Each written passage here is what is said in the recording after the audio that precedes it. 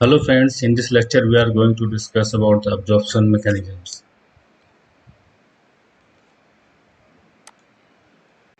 Now before going to absorption mechanism, first we can understand what is the importance of absorption.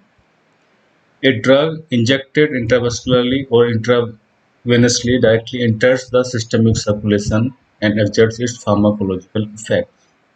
But most of the drugs, or majority of drugs are given by oral route or by extravascularly.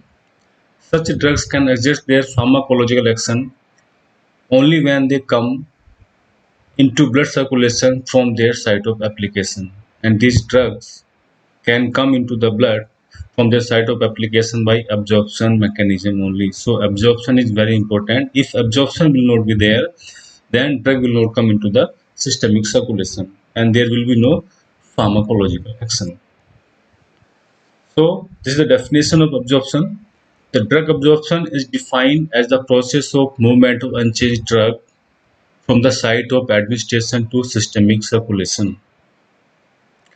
Following absorption, the effectiveness of a drug can only be assessed by its concentration at the site of action.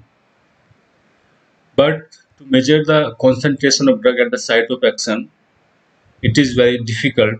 Instead of that, the drug concentration in the plasma is measured, and the drug concentration in the plasma is directly correlated to the drug's pharmacological action.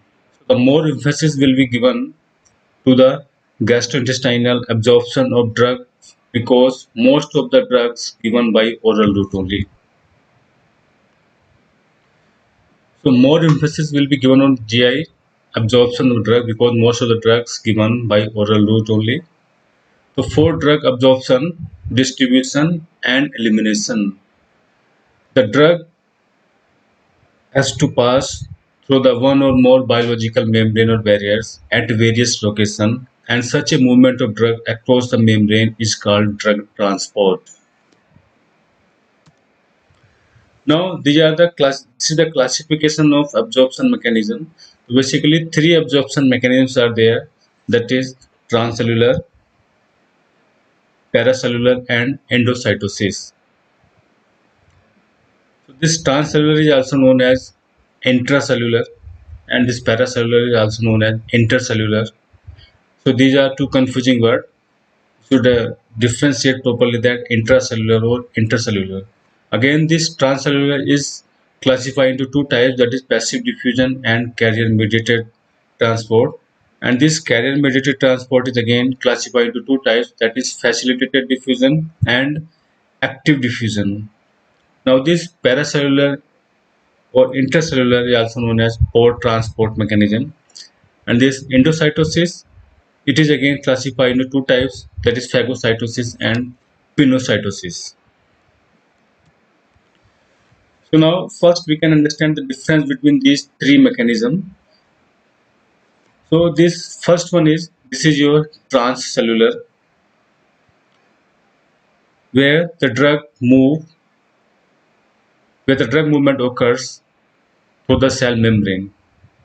Okay, so here drug is moving through the cell membrane. This is known as transcellular, whereas paracellular or intercellular, where the movement of drug occurs in between the two cells. Here we can see the drug is moving in between the two cells. This is known as paracellular transport.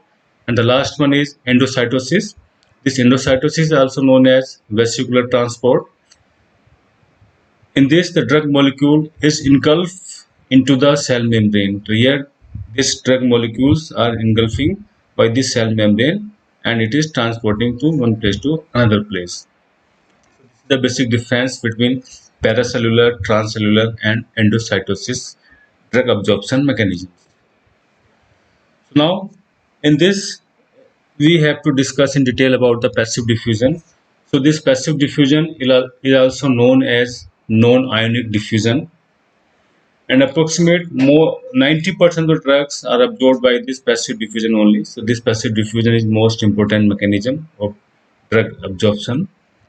In this, the driving force for this process is the concentration gradient. It is defined as the difference in the drug concentration on either sides of the membrane. And this passive diffusion required no energy source, or there is no energy requirement is there in this passive diffusion process. For this passive diffusion process, drug should be lipophilic and unionized form to cross the membrane. Means drug should be lipophilic in nature and it should present in unionized form to cross the membrane. So during passive diffusion, the drug present in the aqueous solution at the absorption site partitions and dissolves in the lipid material of the membrane and finally leaves it by dissolving again in an aqueous medium, this time at inside of the membrane. So this passive diffusion process can be explained by Fick's first law of diffusion. According to this, the drug molecule diffuse from a region of higher concentration to one of the lower concentration until equilibrium is attained, and that the rate of diffusion is directly proportional to the concentration gradient across the membrane. So now in the next slide we are going to discuss in detail about this Fick's first law. So this is the equation of Fick's first law. Mathematically it can be written in this equation form. So this dq upon dt is equal to dak m by w upon h into Cgit minus C, where dq upon dt is equal to rate of diffusion, or we can say rate of absorption of the drug. It also represents the rate of appearance of the drug into the blood. D is diffusion coefficient of the drug through the membrane, where A is surface area of the absorbing membrane for drug diffusion. K m by W, it is partition coefficient of the drug between the lipoidal membrane and the aqueous GI fluids, and it has no units. The Cgit minus C, it is the main concentration gradient.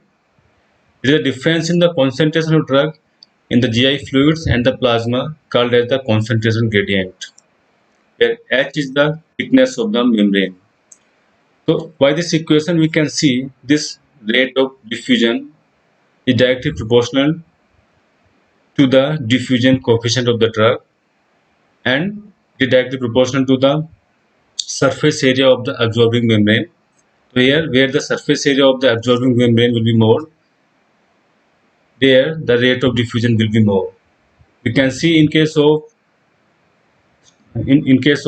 stomach, surface area is less as compared to small intestine. So the rate of diffusion or absorption process is more in the small intestine as compared to stomach. This Km by W, it is the partition coefficient. It is also directly proportional to this rate of diffusion process. So drug should have high partition coefficient. Means drug should have both type of solubility. It should be aqueous soluble.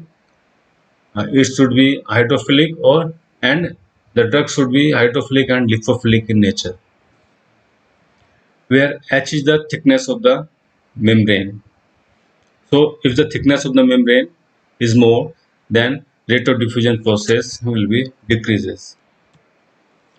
Now these are some characteristics of passive diffusion based on this Fick's first law. First thing is, if the drug moves down the concentration gradient, it indicates the downhill transport. Downhill transport means the drug movement is down the concentration gradient. In this process, there is no energy requirement and it is a non-saturable process because it is not a carrier mediated process. So here it is not a saturable process. The rate of drug transfer is directly proportional to the concentration gradient. And number 4, greater the area or surface area and lesser the thickness of the membrane, faster will be the diffusion, that we have discussed. And the equilibrium is attained when the concentration on the either sides of the membrane becomes equal. Means this one, if Cgit minus C, this is the Cgit, it is the concentration of drug in the GIT, and C is the concentration of the drug in the blood plasma. If both concentration will be equal, then equilibrium may be attained and there will be no diffusion process. Greater the membrane or water partition coefficient of the drug, faster the absorption, Since the membrane is lipoidal in nature, a lipophilic drug diffuses at a faster rate by solubilizing in the lipid layer of the membrane. The drug diffuses rapidly when the volume of GI fluid is low. If GI fluid will be more, then concentration in the GIT will be decreases. So concentration gradient value will be decreases. So the rate of diffusion may be decreases. So dilution of GI fluid decreases the drug concentration in these fluids, that is CGIT, and lower the concentration gradient, that is CGIT minus C. Next, the drug having molecular weight in between 100 to 400 daltons are effectively absorbed passively. Means if the drug is having high molecular weight, then that drug is not suitable by this passive diffusion process. Now, what is the sink condition? So, to understand the sink condition, we have to understand this concentration gradient, that is CGIT minus C. When we are administering the drug to the patient, at the time concentration in the GIT will be very much as compared to concentration in the plasma. Okay, so initially when the drug is ingested, the CGIT drug concentration in the GIT will be much more as compared to concentration in the blood. As the equilibrium approaches, the drug diffusion should stop. Equilibrium means when the concentration in the GIT will be equal to the concentration in the plasma. In that case, the drug absorption will stop and a large fraction of drug may remain unabsorbed. But practically this condition does not exist, because once the drug enters into the blood systemic circulation, it is rapidly swept away and distributed to the different body parts, organs, or body fluids. So hence the concentration of drug at the absorption site is maintained greater than the concentration of the drug in plasma. So such a condition is called sink condition for a drug. Means when the concentration in the GIT will be higher as compared to concentration in the blood plasma. So this condition, to maintain this condition, is called sink condition. In usual condition, in fixed first law, dA partition coefficient and thickness of the membrane are constant. So all these terms can be replaced by a term, constant term, that is P, and that is called permeability coefficient. So here these terms dAk m by w upon h. This dAk m by w upon h. This whole term can be replaced. This permeability refers to ease with which a drug can penetrate or diffuse through a membrane.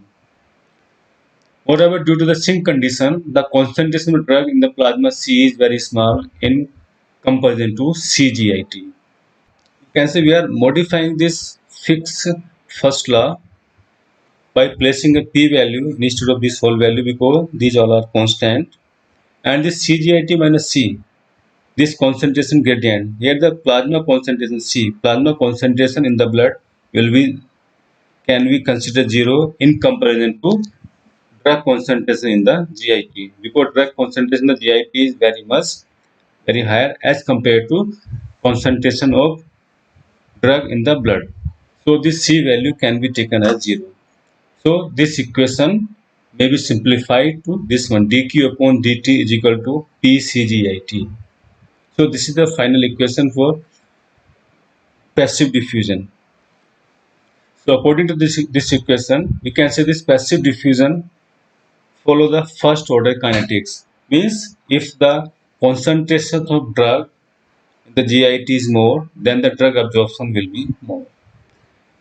So hence we complete this passive diffusion. Thank you.